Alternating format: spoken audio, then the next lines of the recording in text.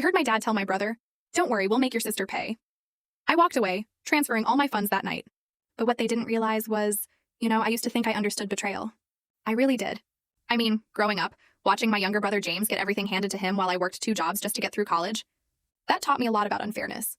But absolutely nothing, and I mean nothing, prepared me for that night when I heard my father tell James, "Don't worry, we'll make your sister pay for everything." My blood ran cold. They were going to make me pay? What the hell happened next? Well, buckle up, because that moment shattered my world, and what they didn't know was that I wasn't about to let them take a single penny from me. I grew up in a middle-class suburb in Pennsylvania. From the outside, we looked like the picture-perfect American family. A modest 2-story home, a perfectly manicured lawn, and those annual summer vacations to the beach. But inside those 4 walls, it was a completely different story. As the firstborn, I was always held to these impossibly high standards. My parents expected straight A's, perfect behavior, and mature responsibility from the moment I could even understand instructions. An A-? My father would ask, why wasn't it an A+?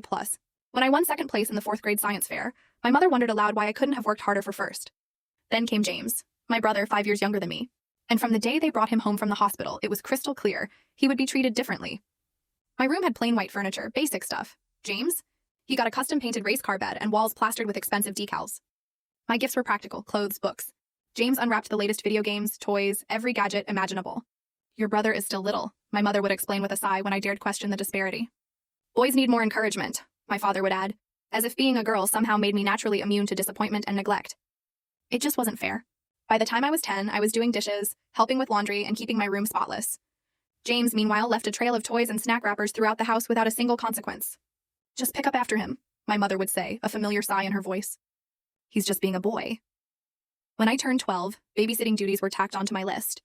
I became the unpaid caretaker whenever my parents went out. "You're so mature for your age," they'd say, as if it were a compliment, not the crushing expectation they'd forced on me. The Christmas I was 14, that one still stings. I'd been asking for a laptop for school for months, researching affordable options, explaining exactly how it would help my assignments.